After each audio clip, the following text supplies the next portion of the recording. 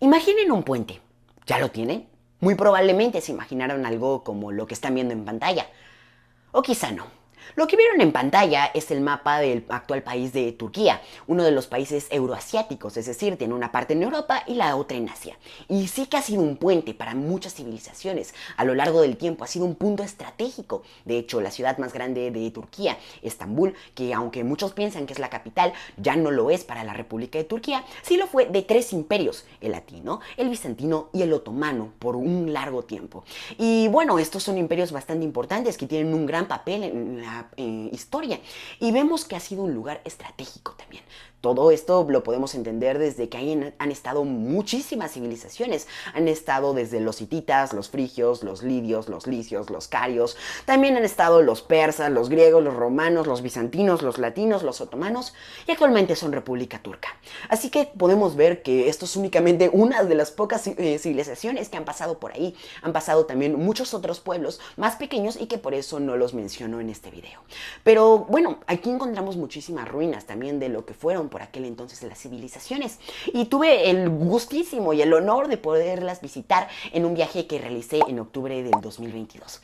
Y bueno, quería aprovechar también estas visitas para hacer algunos videos que les compartí en el Facebook mientras estaba por allá, pero ahora los vamos a subir aquí a YouTube con la información ampliada, con algunos datos curiosos que no les había mencionado en aquel momento. Ya irán descubriendo lo magnífico que es descubrir la historia turca, porque además está lleno de historia. Después haremos una segunda parte de este viaje que fue hacia Egipto. Así que esta es, digamos, como la segunda serie de Viajando y Descubriendo, que comenzamos en Estados Unidos hace un año y ahora le toca a este país euroasiático y al otro país que es africano y asiático a la vez. Hablaremos en su momento de Egipto, pero acompáñenos para descubrir el primer sitio arqueológico que visitamos en Turquía, que es una muy buena forma de comenzar este viaje porque es en Troya, uno de los lugares legendarios de la mitología griega y que después también tiene una influencia, según le encargaron un emperador a uno de estos grandes escritores romanos en la fundación de Roma, porque de hecho unos de los que escaparon de Troya fueron los que después fundaron Roma.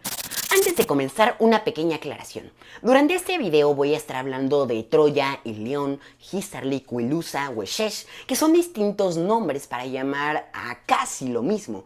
Wilusa es la forma que tienen los hititas, una cultura que vivió paralela al desarrollo de Troya, que es así como le llaman en sus fuentes. Encontramos una referencia de los egipcios que hablan de un tal Weshesh, que con el parecido del nombre de Wilusa podemos suponer que es Troya, debido a que la Troya 6, como iremos descubriendo a qué se refiere, fue una de las ciudades más grandes del mundo antiguo. También encontramos lo de Ilión y Troya, que bueno, Troya es el nombre más famoso para llamarle, y es que en realidad es básicamente lo mismo, es la forma griega de llamarle al mismo lugar. Troya es la que usamos actualmente. Y también encontramos Hisarlik, que esa es la más diferente de estas anteriores, y es que Hisarlik es la colina en la que se encuentran todas estas Troyas, porque Troya está dividida en 9 capas, o a veces lo marcan hasta en 11.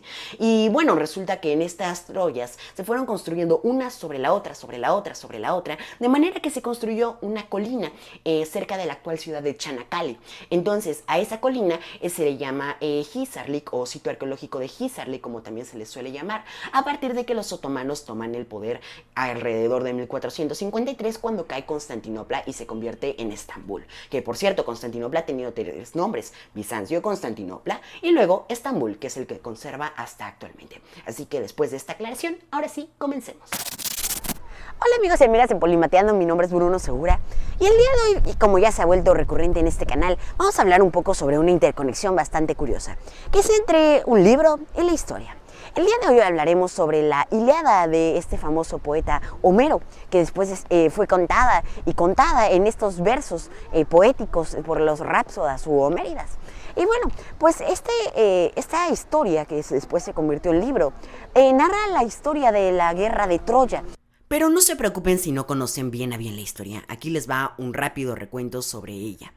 Todo comenzó cuando Héctor y París, los príncipes troyanos, visitaron la corte del rey Menelao en Grecia. Y resulta que París, el menor de estos príncipes, se enamoró de la esposa del rey llamada Helena. Y no se sabe bien si se enamoró a tal punto Helena o si la raptó París, pero la cosa es que terminó Helena yéndose con París hacia Troya. Esto enojó muchísimo a Menelao y fue a visitar a su hermano, rey de Micenas, es decir, Agamenón, junto con quien empezó a generar una flota, la más grande que se había visto hasta ese momento, compuesta por los ejércitos de los monarcas que habían prometido proteger a Helena.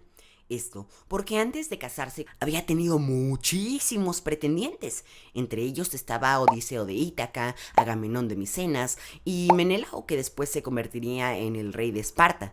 Pero Helena y su padre tenían miedo de que al escoger a uno, los demás fueran a enojarse y vengarse del que fue escogido o de la propia Helena. Así que Odiseo decidió hacer jurar a todos los pretendientes que iban a procurar de Helena y de su esposo, sin importar a quién escogiera. Así, Helena, o quizás su padre, según algunas versiones, escoge a Menelao. Y es entonces que zarpan hacia Troya y llegan a esta ciudad donde, bueno, entre esas embarcaciones iba Aquiles y su sobrino Patroclo. Ambos acabarían muertos dentro de esta guerra y el sitio de la ciudad amurallada de Troya que duraría 10 años. Resulta que Patroclo, un día que Aquiles decidió no ir a la batalla, se vistió como Aquiles y terminó muriendo a manos de Héctor, el príncipe troyano. Entonces Aquiles, enojado por la muerte de su sobrino, decide retar a Héctor y es ahí donde muere Héctor. Luego Aquiles muere a manos de París, quien por cierto antes ya había retado a el rey Menelao en un combate donde las reglas eran claras, pero París resultó herido y si no hubiera sido porque recibió ayuda de una manera ilegal según estas reglas, pues no hubiera sobrevivido. Esto hizo que se enojara más el rey y continuó la guerra. Entonces, después de que muere Aquiles a manos de París por una flecha en su talón de Aquiles, hay otra versión que dice que lo mató con la espada del dios Apolo y hay otra que incluso dice que la flecha que se disparó hacia el talón de Aquiles era en realidad dirigida por Apolo, pero bueno, a final de cuentas resulta que Aquiles muere y esta famosa guerra finaliza cuando se introduce como en una especie de seña de derrota por parte de los aqueos, que era el equipo de Menelao y Agamenón contra los troyanos, que dicen, ok, ya nos derrotaron, nos vamos a retirar de nuevo hacia Grecia después de todas estas muertes, pero les dejamos aquí un regalito, que es el caballo de Troya, en el que adentro, como ya sabemos muchos, iban los soldados mejores de este ejército aqueo, y después de que lo introducen dentro de la ciudad, se generan fiestas, etc., salen en la noche, abren las puertas y destruyen todo Troya. Es lo que cuenta esto la Ilíada. Después viene la Odisea, que cuenta la historia de Odiseo, el rey de Ítaca, o también conocido como Ulises, que narra toda la historia, o Odisea, como se empezó a llamar a partir de ese momento, la historia de este viaje hasta llegar de nuevo a su reino Ítaca. Pues el día de hoy, en esa interconexión, va a ser entre la literatura y la historia, porque el día de hoy nos encontramos en una zona donde se encuentran las ruinas de la ciudad de Troya, en la actual Turquía, muy cerca de la ciudad de Çanakkale, como me han enseñado a pronunciarla el día de hoy. El idioma turco cuenta con un alfabeto de 29 letras, de las cuales 8 son vocales, y aunque se parece bastante al español, carece de algunas letras que nosotros sí tenemos y que ellos también agregan algunas otras. Por ejemplo, la Q, la X o la W e incluso la ñ no existen en su idioma. Pero sí existen algunas como esta C con una especie de ganchito que se pronuncia como si le agregáramos una H, es decir, che. De hecho, este es el nombre de la letra. Lo mismo sucede con la S. Cuando le agregas un ganchito abajo, es como si le pusieras una H. Se pronuncia sh. Hay otra letra que nos podría parecer bastante extraña, que ellos la conocen como la Yumuşak G, que es una letra que se comporta como nuestra H en el español, porque a veces puede ser sin sonido, a veces puede tener un ligero sonido, que en este caso podría ser una especie de J, pero también puede que sea únicamente para alargar la vocal anterior. Les digo, es muy similar a nuestra H, pero también hay diferenciaciones entre lo que nosotros conocemos como la I, a veces una simple rayita, que nosotros la entenderíamos como una I mayúscula o como una L minúscula. No, para ellos es otra vocal. Entonces ahí podemos ver que hay algunas diferencias que vuelven único a este idioma, además de algunas vocales con diéresis que tienen pronunciaciones distintas entre una letra y otra. Por ejemplo, una especie de o que realmente a nosotros nos podrían parecer muy parecidas a una E, a una U, a una O, pero que ellos los diferencian para hacer una vocal distinta. Y algo que caracteriza al alfabeto turco es que, a excepción de la yumuşak G, de la que ya les hablé un poco, todas las letras siempre se pronuncian igual, sin importar el contexto. Si vemos esta C con ganchito en cualquier palabra, siempre se va a pronunciar igual. Y esto es algo que quizá nos podría facilitar un poco aprender este idioma. Bueno, pues resulta que estamos aquí en una parte en la que es la entrada sur de la Troya 6. ¿A qué me refiero con Troya 6? Resulta que en este sitio arqueológico llamado Hisarlik hay 9 capas. La Troya 1 de hace más de 5000 años, porque data del 3000 a.C. Resulta que ahí sí sigue hasta un Troya 9. Hay 9 capas. Y la Troya homérida que narra la Ilíada es la Troya 7. Por lo tanto, esta es la entrada sur de la Troya 6. Sin embargo, allá al fondo podemos ver una construcción en rojo, que eso es terracota, como ladrillo, el color. Entonces esa terracota forma parte del Troya 2, que es la segunda capa. Entonces resulta que según la Ilíada de Homero, en la entrada sur de Troya es donde Aquiles mató a Héctor. Por lo tanto, quizá nos encontremos, si es que esta historia es real, en el lugar donde murió este príncipe de Troya. Ahorita quizá lleguemos a un teatro que no es anfiteatro, porque los anfiteatros son los teatros que son totalmente circulares, como por ejemplo el Coliseo Romano. Pero hay otro tipo de teatros, como los que se encuentran en todo Turquía, que son los teatros que son un medio círculo. O media luna, como a veces lo llamaríamos. También encontramos otro tipo de espacios, como por ejemplo hay una rampa en la que supuestamente entró el caballo de Troya, si es que esa historia fue real, y ahí es donde también se encuentra un palacio, y aquí también se encontró el tesoro de la familia real de una Troya, que es la Troya 2, y que en algún momento se conoció como el tesoro de Príamo, que fue el rey cuando fue la guerra de Troya, o esta Troya homérida, como se la conoce usualmente. Entonces, en este sitio arqueológico de Hisarlik es donde encontramos todas estas cosas interesantes, incluso un templo dedicado a Atenea, que bueno, de hecho a ella se debe el nombre de la ciudad capital de Grecia, que es Atenas. Y bueno, también en este recuerdo de la ciudad que fue Troya, acá está el teatro que les comentaba. Entonces, bueno, en recuerdo de este Troya y esta guerra de Troya en la que se hizo famosísimo el caballo de Troya, hay en la entrada de este sitio arqueológico de Hisarlik un caballo en el que antes de la pandemia dejaban entrar, actualmente ya no, pero bueno, ahí puedes encontrar esa réplica. Y de hecho también en la ciudad de Çanakkale, que es la ciudad más cercana aquí al sitio arqueológico de Hisarlik, se encuentra el caballo de madera utilizado en la película Troya, en la que participó el famoso actor Brad Pitt. Entonces estos son como algunos datos curiosos sobre Troya, y que bueno, el Troya, antes de la guerra de Troya, ya tenía como escudo un caballo, y eso es algo interesante, y es por eso que les dieron como regalo los griegos un caballo de madera, porque era el símbolo de la ciudad. Pero supuestamente el origen de ese escudo, que era el caballo, que más fácilmente aceptaron, resulta que era que Poseidón les había creado un caballo para los troyanos, y por eso es que lo adoptaron como escudo. Por lo tanto, los griegos que venían del mar a atacar Troya, era digamos como ese regalo, que Poseidón había hecho un caballo de madera para regalárselos. Entonces bueno, es un dato curioso. Y algo más curioso aún es que se han hecho estudios revisando el suelo de lo que ahora es Anatolia, que es esta península que es la parte asiática de Turquía.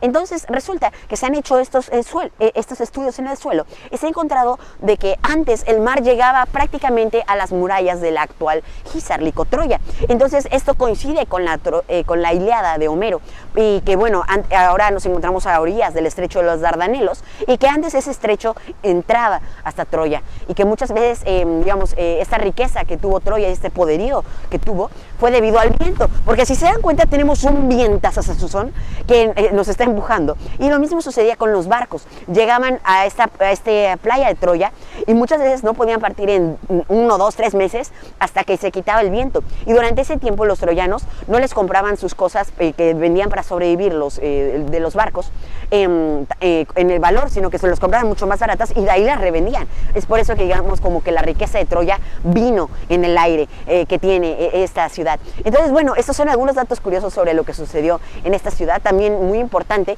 y que ya para la época de los romanos había perdido toda su importancia. Pero vemos aquí estas 9 capas de Troya y que me parece muy interesante el poder platicarles un poco sobre esto que se encuentra en la actual Turquía. Ahora hablemos un poco sobre la historia del descubrimiento de Troya. A principios del siglo XIX había un debate. Algunos decían que Troya estaba en Hisarlik, donde se descubrió después que sí estaba, y otros decían que estaba en Balidug, que es un cerro más alejado del estrecho de los Dardanelos, donde se supone que a sus orillas debía de estar Troya, pero que ahí se suponía que estaban otras ruinas, y que a muchos la identificaban como Troya. En 1864 se hace una excavación en Balidug, y bueno, se descubre que ahí no estaba Troya, sino lo que se identificó como Gentino. La primera excavación en el sitio arqueológico de Hisarlik fue realizada por John Burton en 1856. John era un ingeniero inglés que trabajó en el cuerpo de obras del ejército durante la guerra de Crimea y supervisó la construcción de un hospital en los Dardanelos. Después de esto, él decide ponerse a excavar en lo que actualmente es Troya, por aquel entonces era simplemente Hisarlik, y pertenecía a la familia Calvert, de donde saldría el segundo explorador. Él era la primera persona que se tiene registrado que haya excavado en esa zona que después se comprobaría que era Troya. Y los objetos que encontró se encuentran actualmente en el catálogo del British Museum. Les dejo un link en la descripción. Pero después es que llega Frank Calvert, ya después de que confirman de que ahí está Troya, que es lo que hizo John Burton, en 1865 empieza a excavar Frank y descubre el templo de Atenea y varias cerámicas, pero él se tiene que retirar. Hasta que después llega Heinrich Schliemann en 1871 y descubre que hay 7 capas de la ciudad de Troya. Y él adjudica a la Troya número 2 la Troya homérica. También descubre el conocido como Tesoro de Príamo, que es un conjunto de joyas que actualmente se encuentran en un museo. Y después, en 1882, vuelve a hacer excavaciones Heinrich Schliemann, pero ahora apoyado por Wilhelm Dörpfeld. Resulta que ahí descubren que en realidad Troya 2 no es la Troya homérica, sino que es más bien la Troya 6 a la que se lo adjudican. Pero de todos modos ellos estaban errados. Después de la muerte de Heinrich Schliemann, Wilhelm Dörpfeld vuelve a excavar, pero ahora en 1893, y es ahí que descubre que en realidad habían 9 ciudades de Troya, o 9 capas. Actualmente, después de varias investigaciones, sabemos que en realidad la Troya homérica, o suponemos, fue la 7, pero es que la 7 se divide en varias capas, la Troya 7A, luego la Troya 7B1 y la B2, pero se le adjudica a la Troya 7A. Y esto es debido a Carl William Belgen. Resulta que él descubrió algunos restos carbonizados, también había esqueletos y armas y muchos depósitos de guijarros que se supone que pudieran haber sido utilizados dentro de la guerra de Troya como unas municiones para lanzar con ondas. Uno de los argumentos que también se encuentra para apoyar esta teoría es una tumba de una niña que tiene provisiones y que demuestra que está construida de una manera improvisada, como si estuvieran en un proceso de asedio. La Troya 7A suponemos que fue destruida entre el 1300 y el 1250 a.C. debido a un incendio. ¡Que arda Troya! Esta guerra, según Eratóstenes, fue datada en el 1184 a.C. o, según Timeo, en el 1194. Así que es muy probable que la Troya 7A sea donde se desarrolló la guerra de Troya que narró Homero en su Ilíada. Así que bueno, mi nombre es Bruno Segura y nos vemos próximamente en algún otro video que saque justamente en este viajando y descubriendo que estamos haciendo en Turquía, donde vamos a explorar algunas otras ruinas, algunas otras zonas en las que encontramos muchísima historia y que bueno, espero poderles ir compartiendo un poco de lo que voy visitando. Mi nombre es Bruno Segura y me despido porque este viento ya me está congelando las manos y la nariz. Hasta la próxima. Y hasta aquí llegaba el video originalmente. Pero también se me ocurrió mencionarles un dato científico, porque aquí en Polimateando nos caracterizamos por la interdisciplinaridad. Así que quizá a alguno de ustedes les suene el nombre de asteroides troyanos, que sí, realmente no tiene mucho que ver con el sitio arqueológico de Hisarlik, pero tiene que ver algo con el nombre. Y es que los asteroides troyanos son asteroides que comparten órbita con algunos planetas. Estos fueron descubiertos por primera vez en la órbita de Júpiter, y se les llama troyanos porque el primero de ellos ellos se llamó Aquiles, y a partir de ahí se hizo costumbre ponerle nombres de los héroes de la guerra de Troya. Sin embargo, actualmente se descubrieron muchos otros asteroides de este tipo y se les conservó el nombre, aunque ya no se les pongan todos los nombres de los héroes de Troya. De hecho, la Tierra tiene un asteroide troyano. ¿Y qué son los asteroides troyanos en sí? ¿Qué es lo que lo diferencia de cualquier otro asteroide? Pues resulta que al compartir la misma órbita del planeta, tienen que estar en unos puntos muy específicos, que son los puntos de Lagrange, que específicamente serían Lagrange 4 y Lagrange 5, o L4 y L5, como lo podemos ver en esta gráfica. Y es que esos son puntos en un sistema planetario de dos cuerpos, en este caso la Tierra y el Sol, en el que uno orbita alrededor del otro, y esos son puntos estables en los que puedes girar junto con ellos sin chocar con ninguno de estos dos cuerpos. Por eso es que a Júpiter se le genera unos asteroides troyanos de esta manera. Y es por estas interacciones que, por ejemplo, los telescopios también se colocan en puntos de Lagrange para que estén tranquilos y no estén obstruidos por la fuerza gravitacional de los otros cuerpos. Así que ahora sí, nos podemos despedir después de este largo recorrido por la ciencia, la historia y un poco también de las excavaciones que tuvieron que existir para descubrir la Troya, y también las observaciones para descubrir los asteroides troyanos. Mi nombre es Bruno Segura y seguimos viajando y descubriendo, y no se pierdan el próximo episodio, que va a estar también muy interesante. Hasta la próxima. Un pequeño adelanto de lo que vendrá en el próximo video. Hablaremos sobre el estrecho de los Dardanelos, grabando justo a la orilla de este.